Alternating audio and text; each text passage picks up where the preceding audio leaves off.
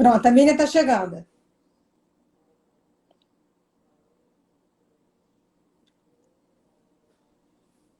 Olá, seja bem-vinda.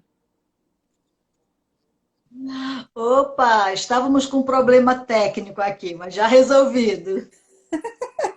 Nós mulheres agora, isso é uma das coisas que eu aprendi na pandemia, usar o Instagram.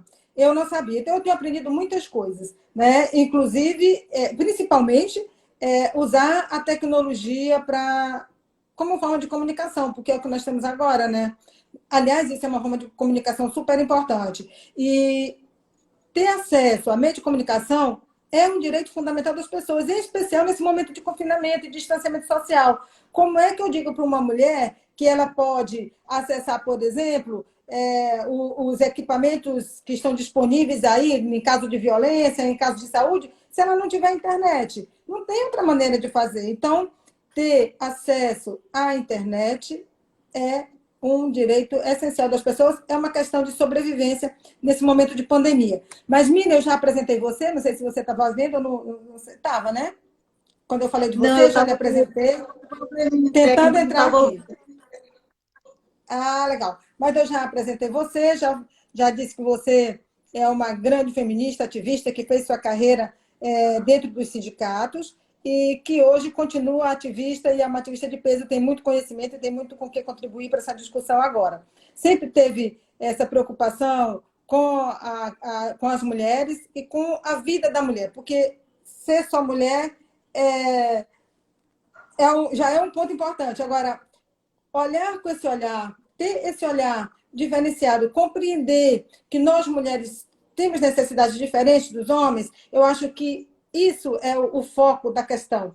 E quando nós falamos em homens e mulheres e igualdade de gênero, a gente não está falando em igualdade, nós estamos falando em equidade. Porque se nós fôssemos todos iguais, seria muito fácil, porque para dar direitos iguais aos iguais é simples. A grande questão é dar direitos iguais aos diferentes. E nós, mulheres, temos especificidades. As mulheres menstruam, as mulheres gestam, as mulheres têm filhos, as mulheres amamentam, as mulheres têm dupla jornada de trabalho. Então, para que as mulheres prosperem, é preciso que a sociedade e os poderes, né, o poder público, ele consiga compreender que precisa instrumentalizar as mulheres de maneira diferente para que elas prosperem. E por que a gente tem que prosperar? Não é só porque a gente é feminista, não, tá, gente? Quem diz que a gente tem que prosperar são os economistas, porque nós somos mais da metade da população. Se essa metade não prospera, como é que um povo vai prosperar? Então, se você não acredita em direitos humanos, pelo menos acredite nas contas dos economistas, né? Então, Miriam, com você, conta para nós um pouco em que momento você se descobriu feminista e como foi essa sua trajetória. Certo. Primeiro, eu gostaria de parabenizar essa iniciativa da Rede Feminista de Ginecologistas Obstetras, na pessoa da doutora Ida Pereira, por essa iniciativa maravilhosa de, nesse momento de confinamento, a gente poder conversar, a gente poder trocar informação. Então, parabéns aí para vocês. A minha história, a forma como eu me descobri feminista é muito engraçado, porque até aos 23 anos, mais ou menos, eu não me conhecia como um ser cidadão, né? Era uma pessoa totalmente alienada. E fui procurada para ajudar a fundar o Sindicato dos Bancários de Rondônia. E é aí que eu começo a me descobrir como um ser, né, cidadão político, que tem direitos, e vou descobrir todo esse mundo onde eu vivi que eu não conhecia. E é um momento de nascimento assim da Miriam cidadã com direitos, né? E nessa minha militância sindical, eu conheci as primeiras mulheres que começaram a trazer esse conhecimento para mim, começaram a me ajudar a me enxergar também como mulher e fazer esse olhar diferenciado da mulher, porque até então eu também me olhava como mais uma pessoa no meio de todo mundo, vamos dizer assim. Eu não conseguia perceber essas peculiaridades, essas diferenças, né, existentes entre homens e mulheres. E aí eu posso dizer que foi quando eu conheci Francisca Eleni, Berenice Perpétua Simão, Berenice Simão, e Edneide Arruda, que inclusive, quando foi trabalhar no sindicato, ela é uma pessoa assim muito responsável por me introduzir nesse campo mesmo da leitura, do estudo, da compreensão mesmo. Então, eu devo muito a ela por ela ter me ajudado, ter me apoiado, ter me encaminhado nesse campo mais filosófico até, né? E depois da minha militância sindical, automaticamente eu já comecei a militar em outros campos. E é aí também que conheço Benedita Nascimento, doutora Aida, Joana Dark e um monte de mulheres importantíssimas fazendo o movimento de mulheres. E é quando eu me integro nesse movimento e começo a participar e começo a compreender. E eu confesso para você, Ida, que todo dia eu estou aprendendo, porque sempre tem uma coisa nova sobre nós mulheres, né?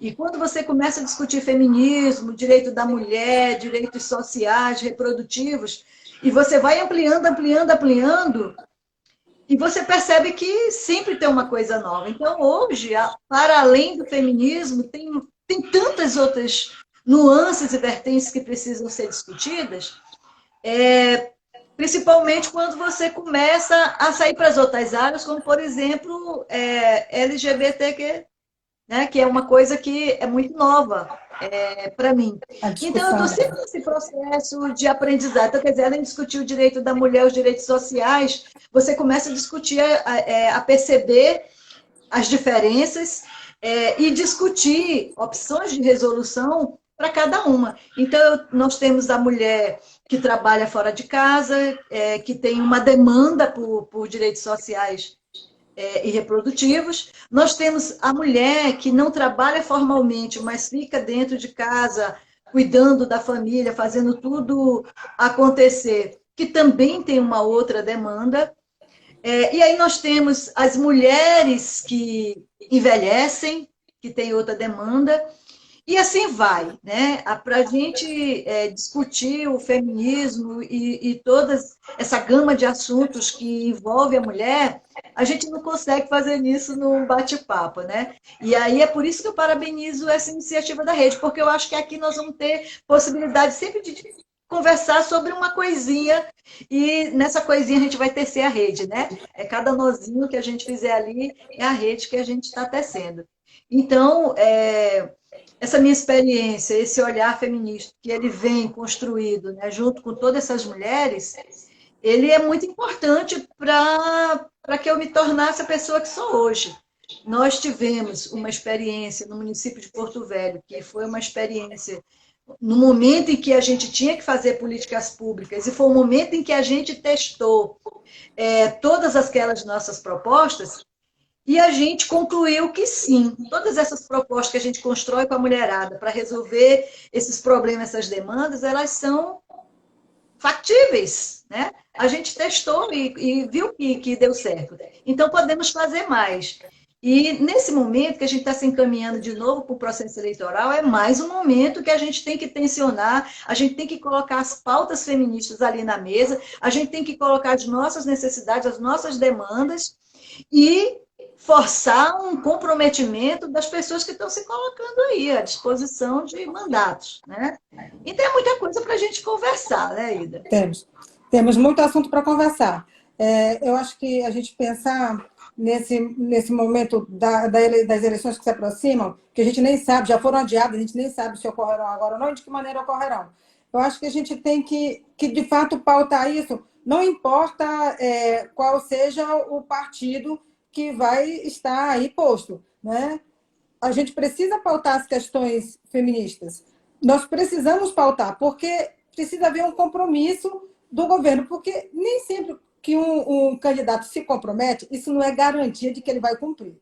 Agora, pior é eleger uma pessoa que nunca se comprometeu e que, de fato, sempre teve um discurso de que isso não era importante. Então, se tiver o compromisso já não é uma garantia, imagina quando o discurso foi todo o contrário àquilo que a gente defende, que é a garantia dos direitos para todas as pessoas, né? Homens e mulheres, e garantindo as suas especificidades. E dentro do grupo, desse universo de mulheres, as especificidades de cada contexto. Mulheres negras, e ainda é diferente a mulher negra que vive na zona urbana e a mulher negra quilombola. As nossas mulheres ribeirinhas que têm demandas totalmente diferentes das mulheres que vivem na zona urbana, as mulheres que vivem na periferia, aquelas que vivem no centro das cidades, as que têm emprego, as que não têm, as mulheres trans, que é uma coisa nova para todo mundo. Como é que a gente vai garantir a saúde dessas mulheres, o emprego dessas mulheres? Como é que a gente vai garantir, qual é o instrumento que o Estado tem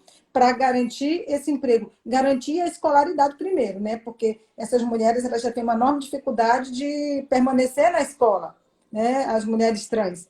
Imagina se não tem escolaridade, como é que se emprega. Então, eu acho que todo esse aspecto, toda essa coisa plural da sociedade, que, ao contrário do que imaginam alguns, né, você sabe que existe um grupo de pessoas que acredita realmente que o mundo bom é aquele mundo onde só os iguais têm direitos, né? E o restante precisa ser subjugado, ou adequado ou subjugado, ou simplesmente eliminado da face da terra, né? O nome disso eu acho que é fascismo, né?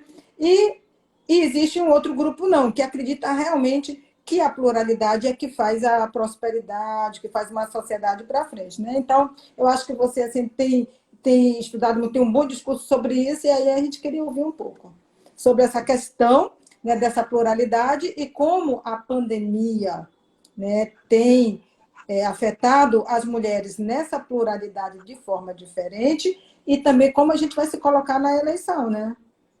É.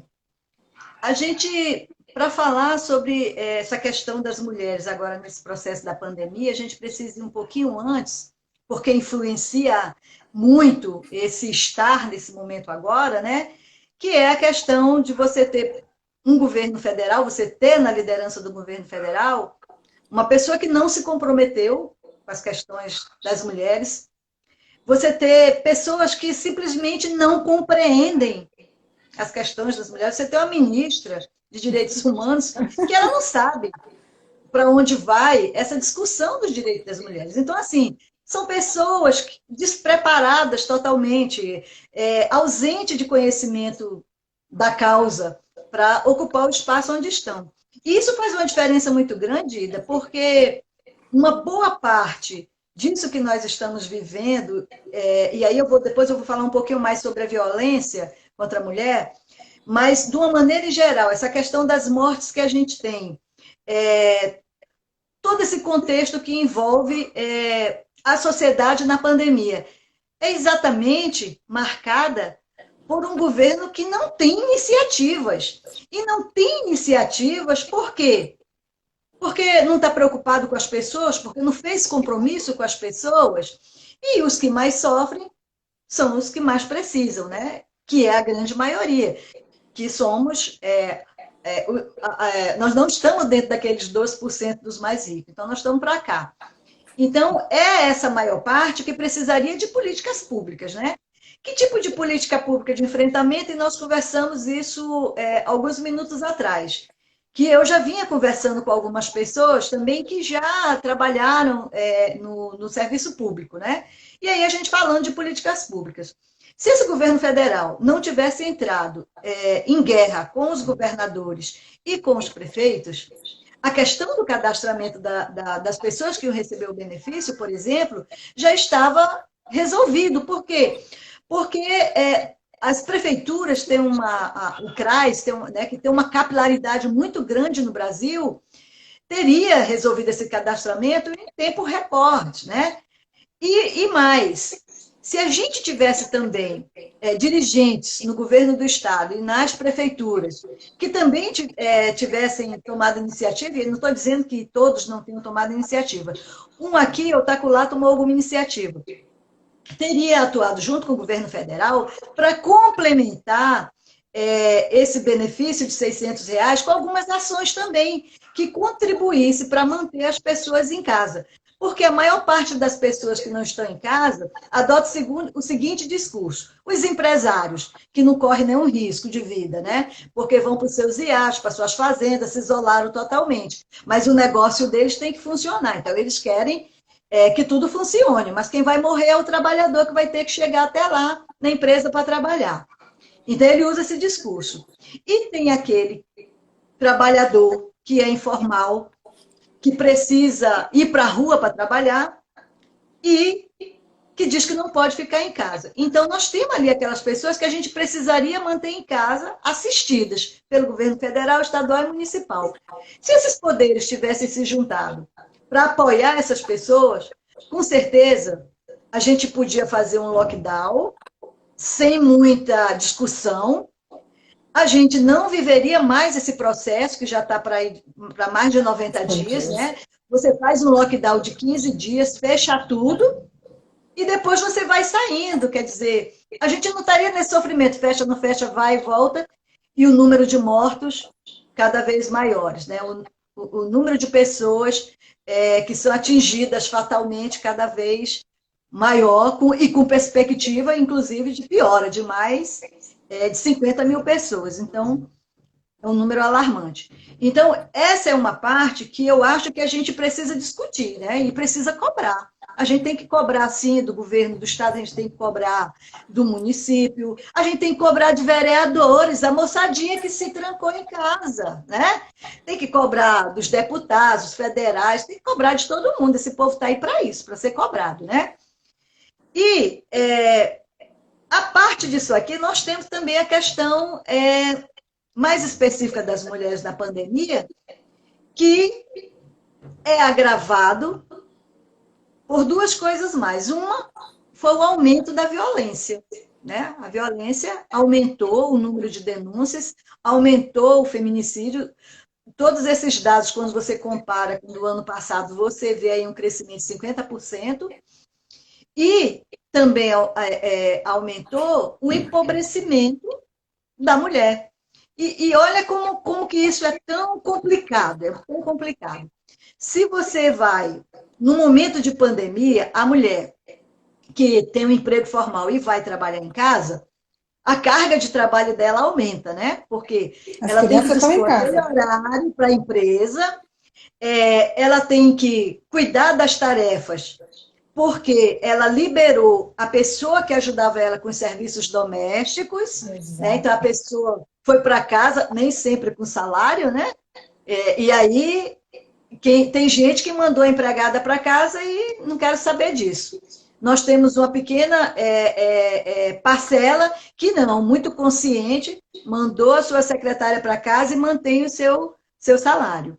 Então, a mulher que ficou tem que dar conta do trabalho dela, do emprego, ela tem que cuidar das demandas domésticas e ela tem que fazer o cuidado, né, com as pessoas que estão ali dentro naquele ensinar então, tarefa de menino, se tiver. Cuidar. Se alguém pegar Covid, ela tem que cuidar, tem que dar banho, tem que cuidar do horário da alimentação, do remédio. Então, você veja que isso aí aumentou demais a carga dela, né?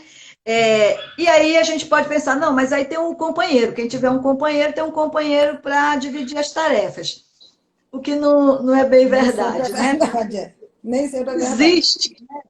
Culturalmente, e a gente luta muito contra isso, que é o quê? Aquela divisão sexual, né, do trabalho. Né? Quem tem que cuidar da casa, o serviço doméstico é você. Aí vocês, não, mas vamos lá, meu companheiro, vamos dividir, tá pesado para mim. Ah, tá bom, então tá. Deixa os meninos que eu vou olhar. Aí senta todo mundo na sala, liga a televisão, né? E a mulher tá lá ralando, fazendo o restante. Pedindo água, pipoca e tudo mais, né? Exatamente, né? Então, você veja que é uma situação muito diferente, né? E você tem também, por exemplo, o caso da mulher que não conseguiu trabalhar em casa e que perdeu o trabalho e que foi para casa. E muitas vezes essa mulher fez a opção de sair do trabalho e ir para dentro de casa porque ela não tinha como continuar trabalhando, ela não tinha como pagar uma pessoa para auxiliar com o trabalho, para cuidar das crianças, e aquele dinheiro que ela ia ganhar simplesmente não ia cobrir essas necessidades mínimas. E aí ela fica em casa e fica com o marido. e muitas vezes sofrendo a violência doméstica. E aí, esse é um assunto muito dolorido, é um assunto muito difícil de você tratar, porque tem gente que simplesmente acha que é assim, mas se você está sofrendo violência doméstica, basta você se separar. Não, não é tão simples. Muitas vezes, e principalmente a questão econômica, ela influencia muito a decisão da mulher, né? Agora, imagina você, Ida, no momento de pandemia, a mulher que está dentro de casa, confinada com o seu agressor, 24 horas, sofrendo violências de todo tipo, inclusive sexual, estupro, que tem muita gente que nega, né? Que no casamento, que numa vida, né, de conjugal existe estupro, mas ele existe. Como é que essa mulher vive? Como que é o seu dia a dia, né? Então, a gente precisa ter muita sensibilidade. Tem uma palavra da moda que fala empatia, né? O pessoal sempre tem uma palavra no mundo dos negócios, né? No mundo executivo, a gente sempre tem uma palavrinha nova da moda, é a empatia. Então, vamos lá exercitar a empatia para compreender o dia a dia dessa mulher, a violência que ela sofre. Quer dizer, ela está sendo penalizada 2 vezes ou 3 vezes mais por conta da pandemia. Quer dizer, ela não só corre o risco de se infectar, de adoecer ou de morrer, como ela corre o risco de morrer pela violência doméstica. Uma realidade muito cruel. A gente sempre está falando disso, Ida, e parece que a gente não consegue avançar. Às vezes eu tenho essa sensação. E eu fico muito alegre quando eu vejo que está chegando as novas mulheres, as jovens que estão indo para cima mesmo, fazendo a discussão. Porque quando você olha para trás, que a gente, lá na Constituição de 88, a gente criou uma série de mecanismos de proteção, de participação, e aí, de repente, do nada, você se vê perdendo tudo, você vê que um governo que entra aí não dá a mínima para esse tipo de discussão, eu fico com aquela sensação de que não adiantou nada tudo que a gente fez, né? E a gente precisa se encher de coragem todo dia, se juntar e juntar nossas asinhas para resistir. Para resistir, ajudar as manas a resistir, fortalecer as nossas propostas e voltar a falar de novo de tudo aquilo que a gente vem falando há 30 anos, né? Há 40 anos, há 60 anos. Há muitos anos, né? Desde o começo do século a gente passado. Brigou tanto por voto, a gente brigou tanto pelo direito de votar, mas ainda hoje a gente não consegue fazer com que esse direito que a gente adquiriu, ele reflita, né? Ele se transforma em políticas públicas. Os avanços que a gente teve, a gente praticamente retrocedeu. Né? Então, estamos aí, estamos juntos. Isso é verdade. E aí eu só estou vendo aqui que a Ereni já está aqui, a Joana, a Bené está aqui, as pessoas estão aqui parabenizando você pelas suas colocações, a Silvia está aqui também. Vocês desculpem se eu não disser o nome de todo mundo, porque as pessoas têm nome no Instagram diferente do nome dela, daí eu não sei quem são as pessoas, como Dri Cenário, não sei exatamente quem é, mas, enfim, o Fagner está aqui também, prestando atenção, ver se nós estamos usando a tecnologia de forma correta, se estamos aproveitando mesmo. Enfim, né, todas as pessoas, a Manu está aqui, que é uma médica feminista, atuante. Manu, olha, vem revoar comigo, tá? Estou esperando. Quero ver as médicas jovens revoando junto conosco nesse universo feminista da internet. Elas são muito melhor do que nós nessa coisa da internet. Então, a Malena também está aqui, a Suelen, que é uma grande advogada.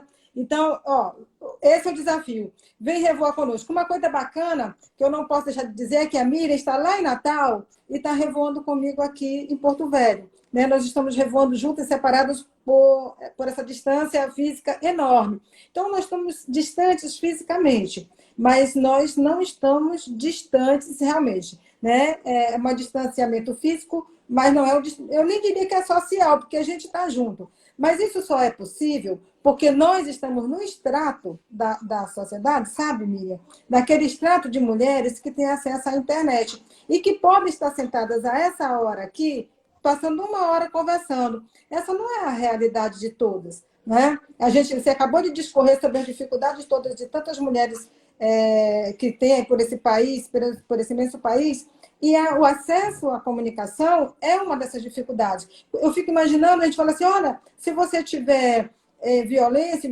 sofrendo violência, faz um boletim eletrônico, telefona para o 190, o 190 demora para atender, e a Bené tem muito que falar sobre isso, ela tentou fazer essa rota crítica, né? Ou então, assim, olha, você vai numa emergência, e aí, por outro lado, você fala assim, olha, você fica em casa, tá? Porque agora todo mundo tem que ficar em casa para não disseminar o coronavírus. Num momento como esse, por exemplo, aqui em Porto Velho, que voltamos para a fase 1 do lockdown, não tem transporte público. Como é que a mulher vai sair de casa? Porque o boletim eletrônico ele é só para alguns casos, né? Outros tem que ser pessoalmente. Do mesmo jeito que a gente está falando sobre a saúde, muita coisa a gente resolve aqui por WhatsApp, no Covid de mulher. Mas não existe a possibilidade de inserir um dia por WhatsApp, ela tem que ir lá. Ela tem que ir ter o filho dela fazer o pré-natal. E além os serviços estão restritos, não tem transporte público, não pode usar mais Uber compartilhado. E eu fico imaginando, ora, como você colocou, não houve, eu acho que foi, resumindo o que você falou sobre a coordenação nacional, não houve uma coordenação nacional de enfrentamento à pandemia. Teria facilitado tudo se houvesse. A questão da violência mesmo, quando começou na China, a gente já tinha indicadores, indicativos de que a violência intrafamiliar estava aumentando.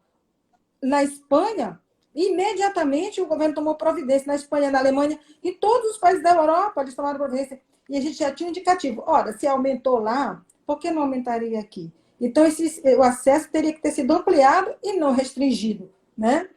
E não foi o que aconteceu. Então, acho que um pouco disso, né, eu gostaria que você falasse para nós temos ainda bastante tempo, sobre isso, como você tem visto esse movimento nas casas, né? Como que as mulheres estão enfrentando a questão financeira também, o setor mais atingido foi o setor de serviços, que é o que emprega mais mulheres, né? Dentro da saúde, por exemplo, se eu posso lhe dizer, mais de 60% dos profissionais de saúde são mulheres. Estão aí na linha de frente do atendimento, né, Manu? Não é, Malena? Estão aí na linha de frente do atendimento, atendendo, arriscando, tendo medo, né? Porque vai para lá, tem medo de adquirir a doença, medo de levar a doença para dentro de casa, para passar para os seus filhos, para os seus companheiros. Você imagina? E mais, elas têm que sair para trabalhar e não tem escola para levar os meninos. Imagina a confusão que está. Eu costumo dizer que a pandemia, na verdade, para as mulheres é um verdadeiro pandemônio, sabe? É um verdadeiro pandemônio. Mesmo as que tinham mais estrutura estão tendo dificuldade. Imagina as que já tinham uma condição muito precária e viviam numa condição de muita vulnerabilidade. O que acontece, Ida? Eu costumo muito, partir muito de exigir muito do governo federal, dos governos de uma maneira geral, porque eles são responsáveis, né? O Brasil teve aviso prévio da pandemia, porque tudo começou antes, lá na China. Então a gente foi vendo aquilo acontecendo em dezembro, janeiro, fevereiro, quando chegou março, foi que a luzinha acendeu. Só que é por isso que eu digo que quando falta iniciativa, quando falta o governo, você ter lideranças preparadas mesmo, cabia ao governo federal chamar os governos estaduais, municipais, já em dezembro, para começar a se planejar. Então, é aquilo que você disse. Não podemos, quando a gente fala do lockdown, inclusive, na cabeça da gente, todo mundo ficou dentro de casa. Não, não fica, todo mundo não fica, né? Porque os serviços precisam continuar funcionando. Aprendemos, por exemplo, a importância do SUS, aprendemos o quão é precioso o trabalho na área de saúde, né? Aprendemos que a gente precisa ter sensibilidade, apoiar o nosso vizinho, o nosso colega, a família. Então, assim, você imagina que se o governo tivesse puxado para si essa responsabilidade, tivesse essa capacidade, porque não tem, né? Tivesse a capacidade de puxar para si, vamos discutir um plano emergencial de enfrentamento. Quais são os serviços que têm que continuar funcionando? Praticamente todos, Ida. Todos. E aí a gente cai lá na questão da segurança, né? Como é que você vai dizer para a mulher, olha, é o seguinte, segura a onda aí, diga para o seu marido não lhe matar agora, porque o serviço está suspenso, estamos trabalhando aqui só em regime de substituir uma pessoa e o restante fica em casa e tal, não dá. Então, não dá para ser assim, né? A questão dos assaltos, tem uma série de coisas no campo da segurança. E você tem a questão da saúde, e você tem a questão da própria assistência, né? Então, tem muitos serviços que não podiam parar mesmo. E o governo tinha que ter se preparado para isso. Preparado em que sentido? Primeiro, na proteção do servidor público que está ali, né? Atendendo toda aquela demanda. Segundo, se juntando para unir forças, não para separar, como foi feito, não para virar aquela briga dos governadores terem que tomar a frente para sair fazendo cada um aquilo que desse para fazer dentro do seu estado e fica um para cá, outro para lá. Nós temos uma experiência, por exemplo, no Rio Grande do Norte, que é onde eu estou morando agora, Ida, que a prefeita, né, a Fátima, ela é uma pessoa com uma sensibilidade social muito grande, porém, muito tensionada, muito pressionada pelo empresariado. Então, ela se preocupou em prover os leitos, ela se preocupou em contratar o pessoal para a área da saúde, ela foi adotando uma série de medidas, né, urgentes para tentar minimizar. E ainda assim, não conseguimos. Outro dia, a gente tinha 3 leitos disponíveis, quer dizer, eu que sou diabética, não posso nem sonhar e passar perto desse vírus, né? Imagina o medo, né? Então, a necessidade maior, e o que tem nos feito falta, é você ter uma liderança da parte do governo federal, de ter iniciativa, de atuar em conjunto, de se apoiar nesse momento difícil. O segundo momento é a questão da assistência que eu falei anteriormente. É assim, a gente se prepara para viver esse momento, mas nós vamos ter que assistir, vamos ter que apoiar aqueles mais vulneráveis para que possam ficar em casa, né? E aí eu me lembrei agora que a esposa do governador de São Paulo até estava ensinando, né, as pessoas a não dar alimento para quem está na rua, para não estimular a pessoa a ficar na rua.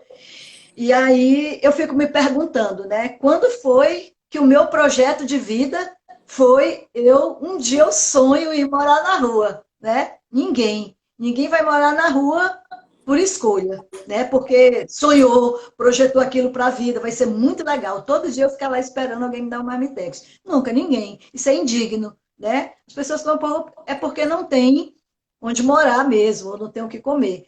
Assim é a situação das pessoas mais vulneráveis nesse período de pandemia. Então, aqui em Natal, por exemplo, eu participo de uma organização que trabalha fazendo uma espécie de assistência aos moradores de rua. E quando começou esse processo, primeiro todo mundo ficou receioso de ir para a rua, porque uma vez por semana a gente vai levar sabonete, sabão, aquelas coisas todas de limpeza, né? Alimentos para as pessoas. Aí ficou todo mundo com medo. Pera lá, e a gente vai poder ir?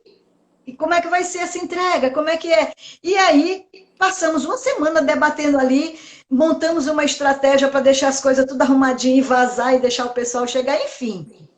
E começamos a discutir e a pressionar a prefeitura, porque a casa não tinha casa de apoio suficiente para atender todo mundo.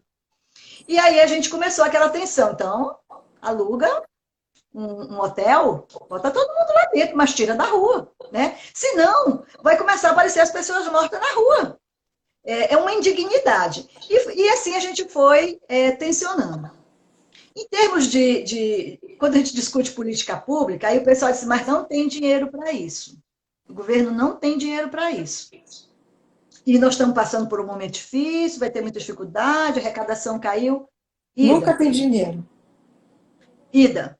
Aí eu vou voltar lá na nossa experiência, quando nós fomos gestores públicos.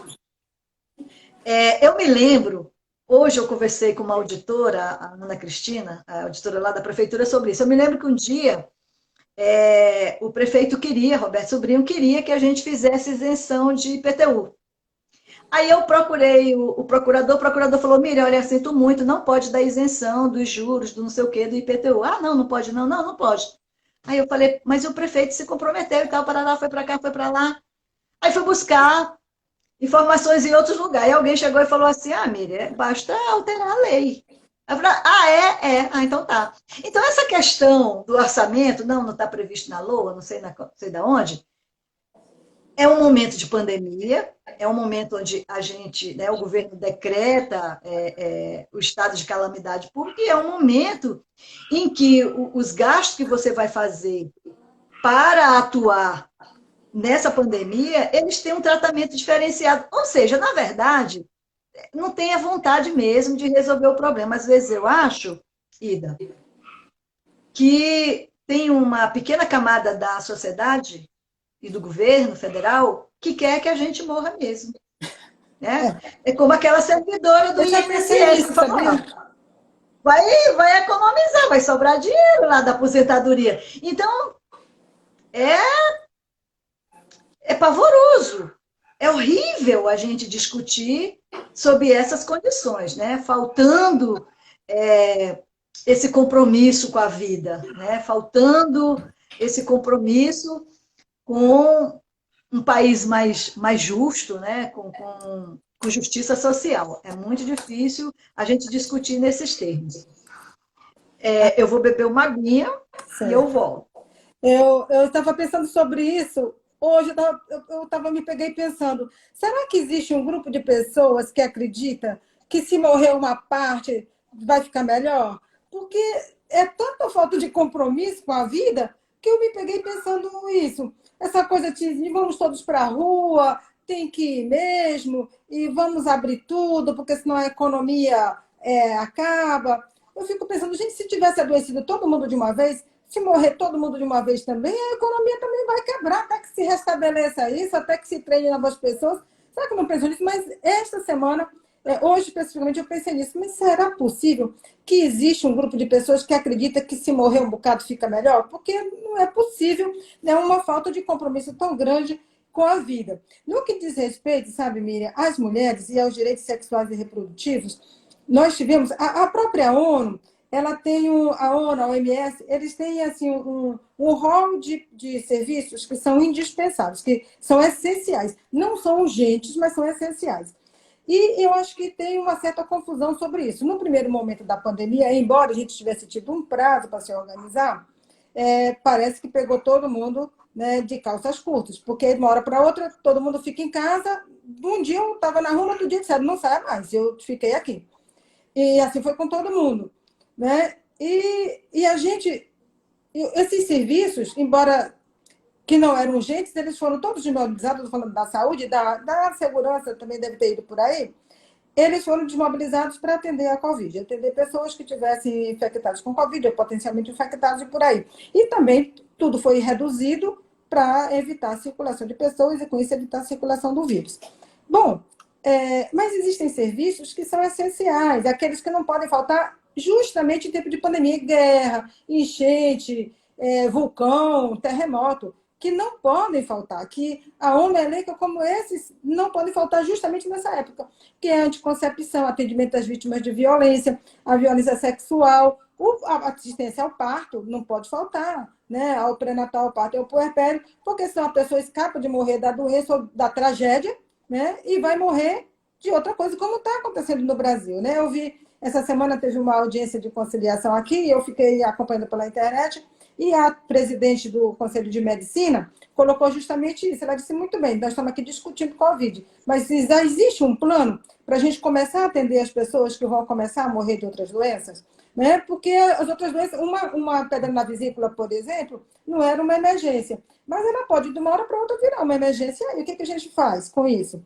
Né? E a anticoncepção, as mulheres que tiveram filho e precisam de anticoncepcional, se essas mulheres engravidarem agora, além de ser uma gravidez inoportuna para esse momento, ela tem um risco adicional, porque não tem acesso ao pré-natal. O acesso ao pré-natal está dificultado, mesmo que a secretária diga, e os secretários, e eu sei do esforço dela para isso, que a unidade básica está funcionando, necessariamente ela tem que estar funcionando com restrição de pessoas, porque nós não podemos mandar, como a gente mandava antigamente, fizemos aqui um mutirão de DIU. Vai 130 pessoas inseriram o DIU aqui. Olha que coisa bacana.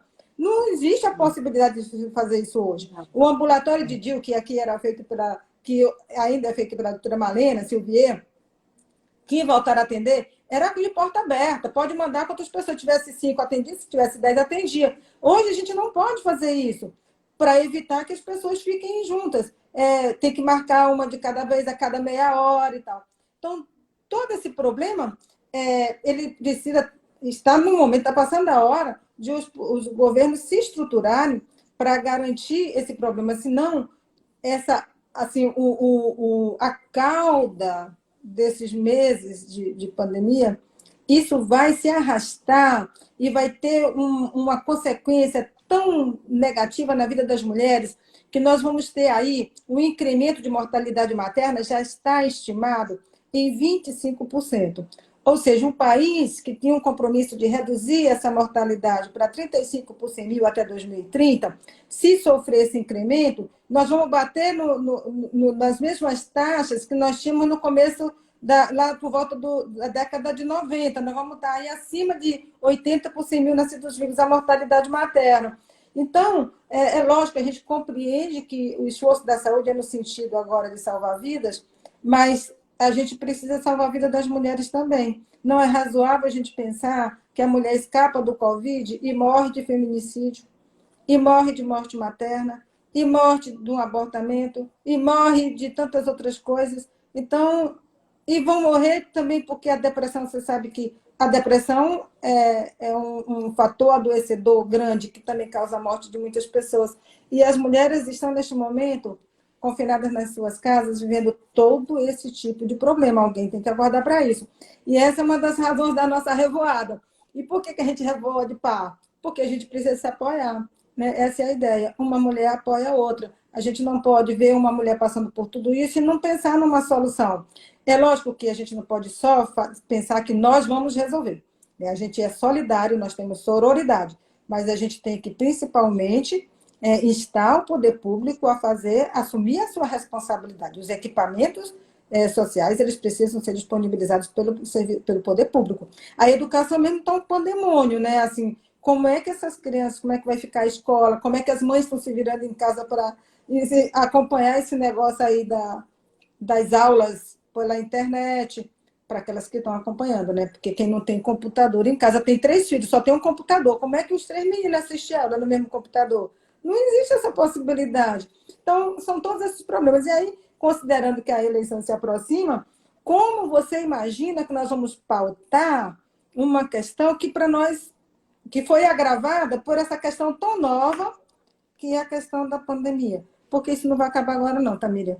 Isso só vai resolver quando tiver a vacina. E por mais que se trabalhe, não existe a possibilidade dessa vacina estar disponível antes do próximo ano. Não existe. Para todo mundo, não estará. Então, nós temos aí um longo caminho pela frente. E esse caminho esse tempo passa pelo tempo da eleição, né, que está chegando aí. Passa. A gente tem sempre que estar discutindo a política pública mesmo. Não tem outro caminho. Você estava falando de tecnologia, eu tinha anotado esse ponto, queria falar dele um pouquinho. Quando a gente fala dos direitos sociais, né? A democratização do acesso à tecnologia, ela não é uma proposta nova, ela já é uma proposta antiga, que a gente vem insistindo nisso. E ela é necessária.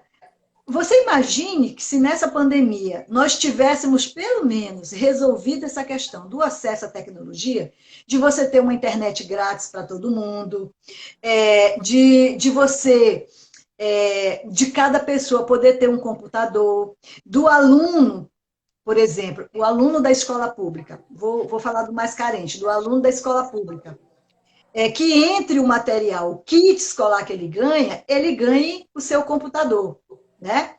Isso é uma coisa É necessária, fundamental isso não hoje é em dia. luxo, isso é Não uma é luxo. ferramenta, Não é é luxo. caneta, é lápis, né? Então, se você já tivesse resolvido esse problema, o problema da democratização, do acesso à tecnologia, era um probleminha a menos para agravar a situação da pandemia. Por isso que eu digo que é sempre uma questão de discutir a política pública, nós não temos como fugir disso. E a gente sempre vai estar discutindo política eleitoral, porque é o momento também onde a gente tenta fazer uma disputa de proposta. Agora, fora isso, a gente tem que continuar disputando e pressionando e tensionando os governos mesmo, né? Porque, Ida, a quem cabe tomar essas decisões?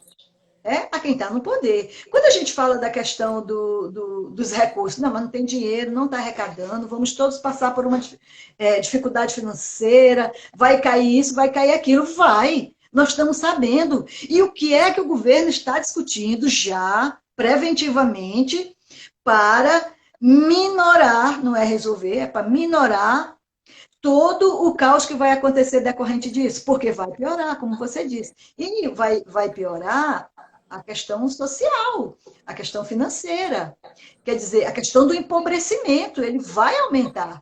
Então, esse é o momento em que o governo já tinha que começar a discutir o seguinte, então tá bom, então o que é que nós vamos fazer? Vamos tirar daqui e botar dali, existe no meio econômico uma polêmica, se o governo manda imprimir mais moedas ou não, porque isso tem a ver com a questão do endividamento, né? E aí a gente sempre lembra daquelas reservas que o Lula e a Dilma deixaram, né? Mas que só serve para tentar reter os dólares no Brasil, né? Não serve para usar como política pública, para dar suporte a políticas públicas, né? Então, esse é o momento que tem que estar se discutindo já o que é que nós vamos fazer para minorar os problemas que a gente sabe que vai ter, né? Então, a tendência é ter um agravamento de tudo. Um agravamento financeiro, que junto não tem jeito, vem a violência. Quer dizer, vai piorar mais do que está ainda. É cruel, né? Então, temos que exigir. Nós não temos como fugir dessa pauta. Nós temos que exigir política pública. E aí, a gente acaba falando muito na questão da saúde, da violência, porque é aquele ponto que mais dói, né? Mas nós temos também a questão do trabalho, né? Uhum.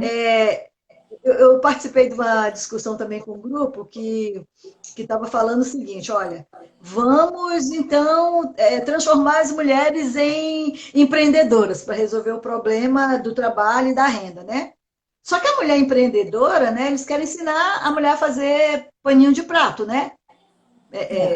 Isso não é empreendedorismo, né? Não. Então, se você quer mulheres empreendedoras, você tem que pensar a política completa, não é? Não é fazer paninho de prata, pronto, eu trabalho por conta própria, eu tenho renda, né? Então, isso é uma coisa também que precisa ser discutida logo, imediatamente. Os governos, eles vão ter que pegar o planejamento deles e refazer, convergir para todos esses problemas que a gente já está enfrentando, né? Eu não tenho, se eu tinha um planejamento ano passado de que esse ano eu ia fazer isso, fazer aquilo, eu vou ter que refazer esse planejamento, assim como nós fizemos, cada um na sua vida pessoal. Vida. Né? O que que... eu queria comprar um carro. Não vai dar mais para comprar um carro, né? Porque agora eu tenho que guardar esse dinheiro, porque eu não sei se eu vou ter Covid, eu não sei se vai ter UTI disponível para mim, eu não sei se eu vou ter que pagar. Então, assim, são essas várias coisas que a gente tem que se preocupar. Eu não sei se fulano vai ser demitido, então eu vou ter que ter essa reserva. Ou seja, cada um de nós, cada família, cada pessoa já refez os seus planos. Eles não estão mais como eram antes da pandemia, né? Então, assim também os governos, né, precisam se replanejar, de olho em toda essa situação que está vindo aí, que não é boa, a gente sabe, né? Todo mundo sabe, não podemos deixar piorar. Então, eu insisto muito nesse ponto, eu gosto de bater muito nesse ponto das políticas públicas, porque eu sempre acredito que a solução vem por aí, né? Através medidas, né, que o governo pode tomar, a quem cabe tomar, a quem cabe a gente cobrar, né? Estamos chegando, caminhando para o final, né? Temos aqui só mais 2 minutos. E, Miriam, foi ótimo estar com você, trocar essas ideias, ouvir o seu posicionamento, é sempre enriquecedor.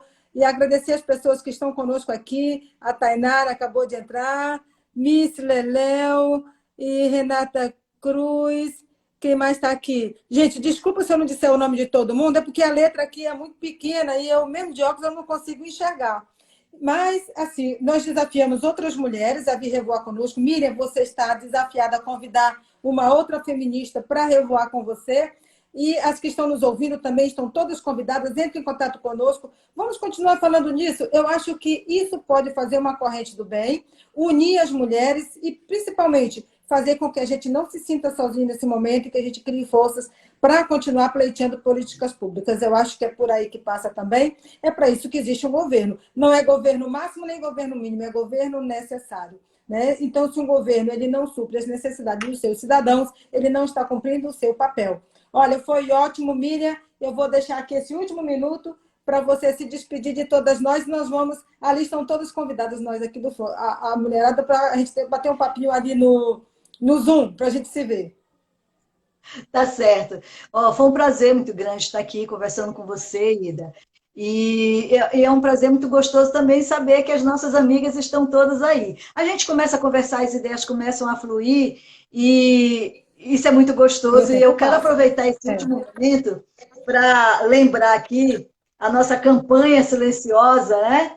Que é de denúncia, né? Se uma mulher estiver passando por uma situação de violência, né?